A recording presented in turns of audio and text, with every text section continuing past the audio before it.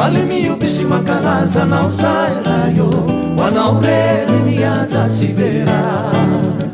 detsai yata simira wanaureni vumina itra Falemiubisi makalaza na uzairayo wanaureni yata sivera detsai